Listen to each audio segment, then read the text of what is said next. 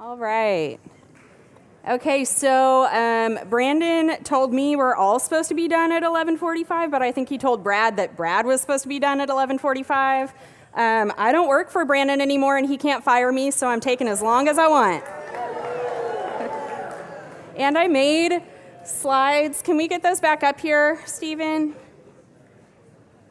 I made slides for Brad, and he did not click through them. So this is Brad. This is Brad and Brandon at their previous career doing, I don't know what, carnival barker maybe? This is a Brad-o-lantern that I carved when I was an intern and Brad was my supervisor. This is also Brad. I thought this would be the picture that he thought most represented him today. And then I'm back on my topic. But I do want to just thank you down here on the second row for that question. I think that's a question that may come up more in certain industries, but it comes up for everybody in every job. There's always an opportunity to make unethical choices to get the work done faster or better or make more money at it. And we have to be really careful in how we approach that, approach it prayerfully and with wisdom and get advice. But I think for your question generally about industries that might support things that present ethical dilemmas, there's a little bit of both. Maybe God does want you to just quit and get out of there, or maybe God wants you to stay in there and redeem that industry. And I think I'm gonna touch on that more in just a moment. So I want to give y'all some practical advice about choosing career. And since we're a little behind, I'm gonna just breeze through this so quickly. Are y'all familiar with this kind of meme, like, you're a student, here's 3 things, but you can only pick 2 of them? Like, are you gonna have good grades, social life, or enough sleep? But really, it's this other one where it's like 12 things, and you try to choose all of them, and you end up miserable. So here's a list of things that you might want out of the rest of your life. Happy marriage, fulfilling, meaningful career, thriving, healthy children, fun hobbies, enough money that you don't have to worry about your bills, good friends, enough sleep, a spiritual life that feels like you're always getting closer to Jesus, good physical health. All of those things are great, and we all want some or all of them, right? But in reality, there's no way. In a broken world, you are not going to get all of those all the time. Maybe sometimes you can have seasons where you get all of them, but maybe not. But I am here to tell you that the career choices you make will have a huge impact on all of those other things. I love Cody's story because he talks about how he has considered this really carefully in his life and has chosen a path where he can balance the things that are most important to him and has chosen to sort of set back the things that aren't.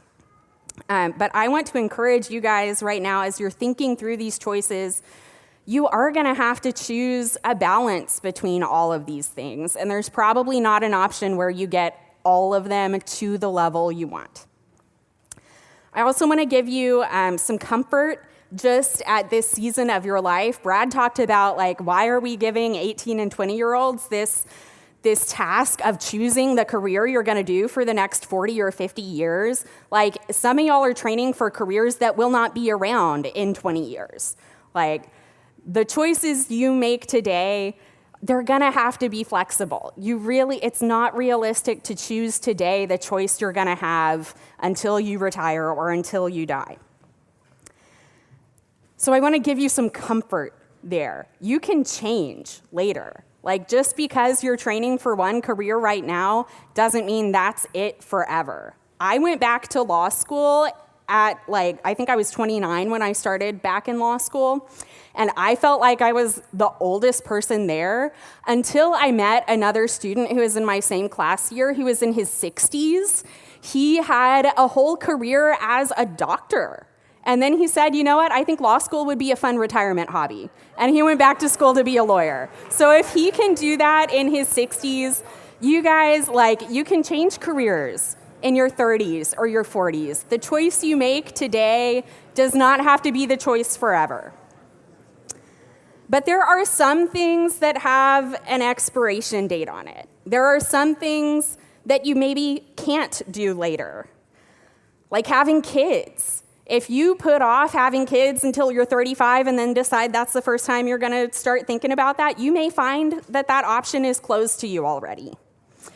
Or getting married. If you put that off until you have your successful career and you really feel settled, and then you're 40 and you start looking at the dating pool, all the good options might be taken by now. And there are some jobs that will have an expiration date too. I have a friend right now who's in his mid-30s, my age, and he's trying to get into law enforcement after a career doing more technical computer-based work.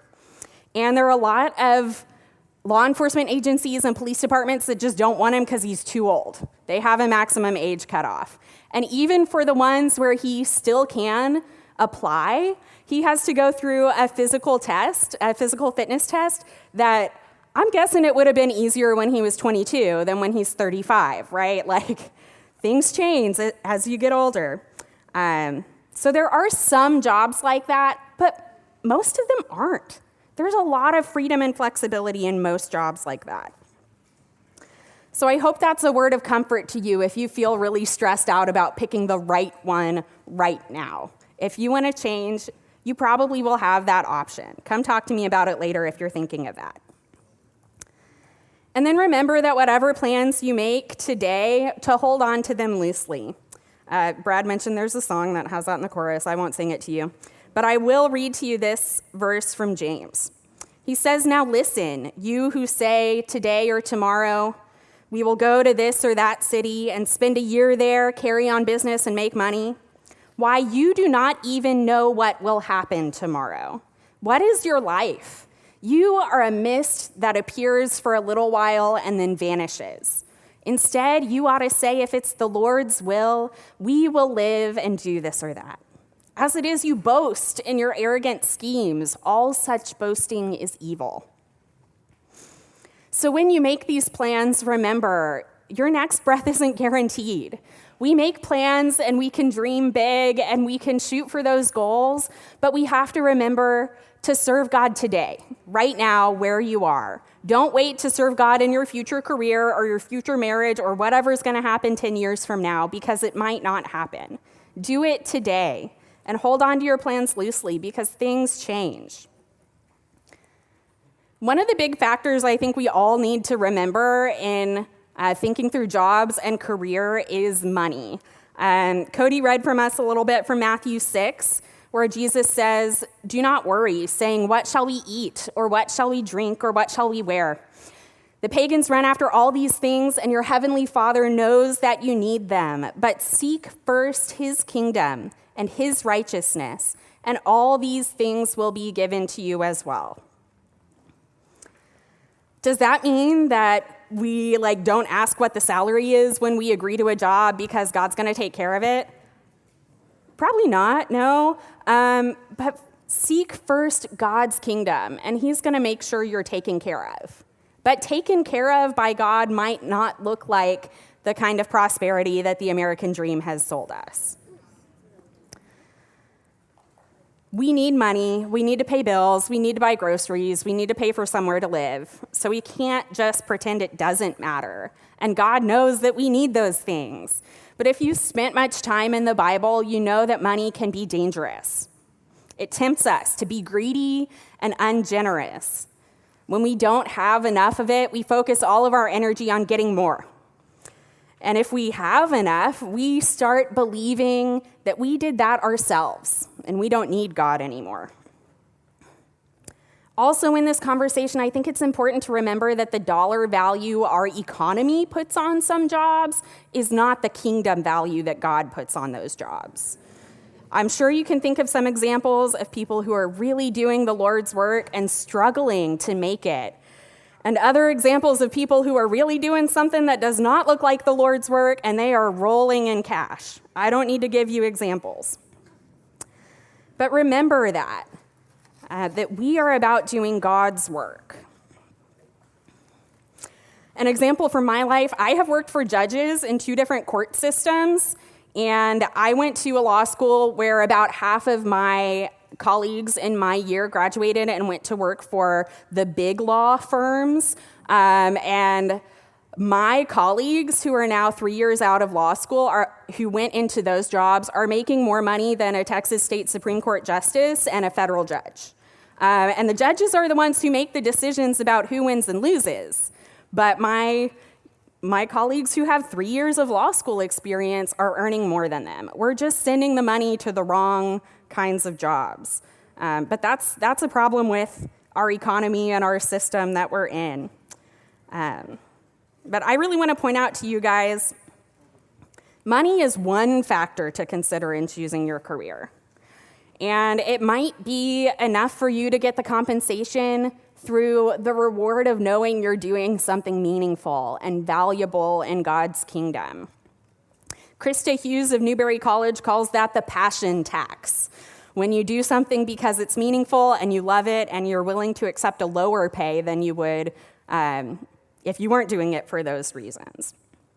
And making a sacrifice like that can be noble and sanctifying. It can make us like our Jesus who sacrificed himself.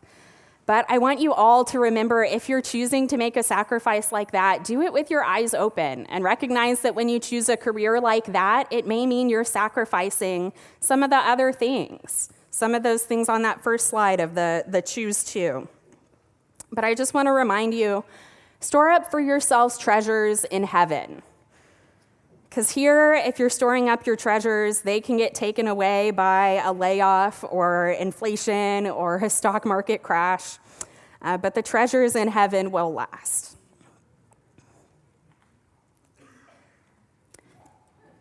Actually, I want to go back to that one. Luke 16:9, Jesus says this, "I tell you, use worldly wealth to gain friends for yourselves, so that when it is gone, you will be welcomed into eternal dwellings." This is one of my favorite verses because my husband always complains when I spend too much money on stuff.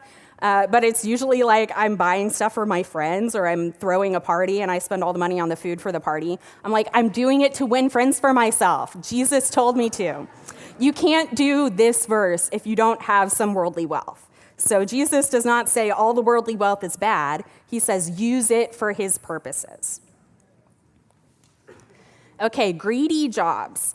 Harvard economist Claudia Golden won the Nobel Prize for her work on greedy jobs recently. Go look her up, read some of her research, or listen to some of the podcasts that she's been on. She talks about these jobs where basically people are paid to be on call constantly or paid to do inflexible hours. And you can do one of these jobs and get paid a lot, but you have to give up a lot for that compensation. And so she talks about the long-term career viability of people in jobs like this. This is like a surgeon who's on call for emergency surgery. This is like some lawyers at those big law firms. And they're the kind of people who end up having to take their laptop on vacation with them because they have to be on call all the time. People in jobs like that often leave them after just a few years because they're not compatible with the other things that we want out of life.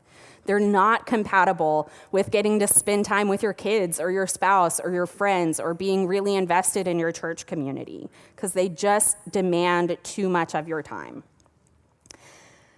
But I also don't want you to hear me say, like, that means those jobs are off limits, disciples can't do them.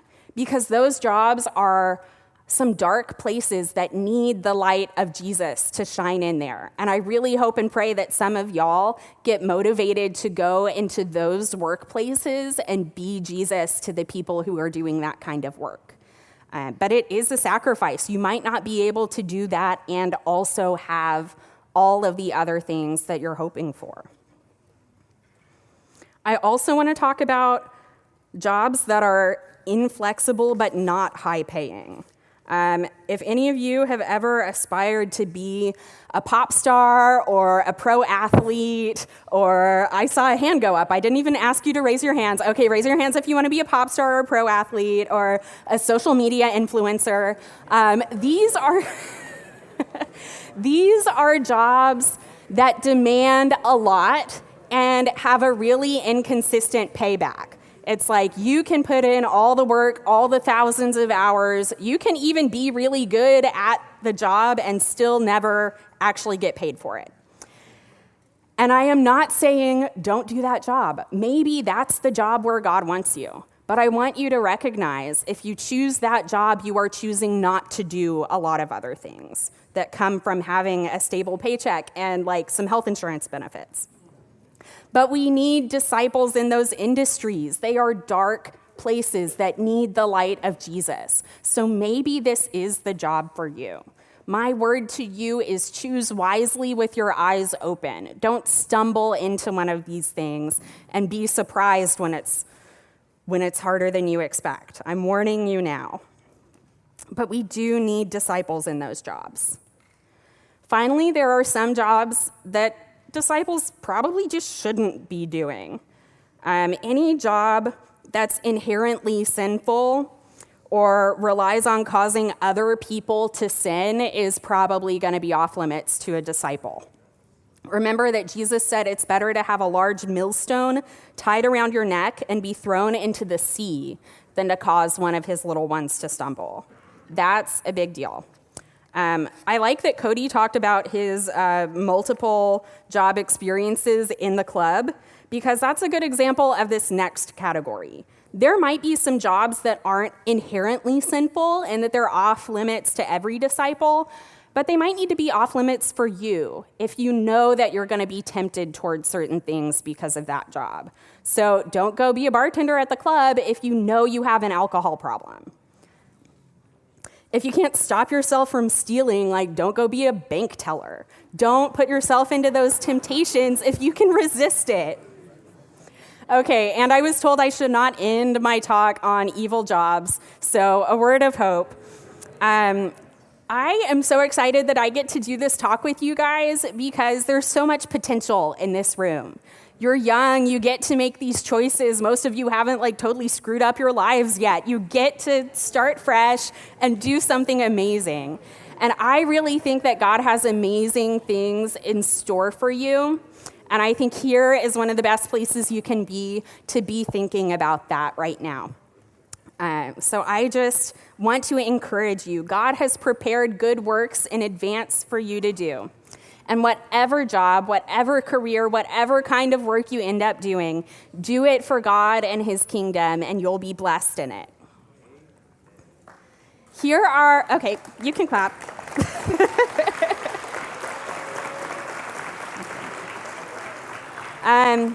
But here are our phone numbers. I didn't ask Brad and Cody if I could put their phone numbers up there, so feel free to spam them. But we want to be resources to you. If you have questions about anything that we've talked about, or if you had your hand up for Brad and he didn't get to you, we love to talk about this kind of stuff. Or if you have career-specific questions about any jobs we've mentioned that we've had, please call us and ask us about that. And I don't see... Are you asking me a question down here?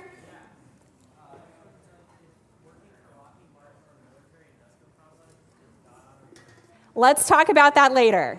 It's a good question. So snap that on your phone if you want to save our numbers. And then I think we have time for walk and talks. I'm scanning the back of the room for someone to tell me yes or no.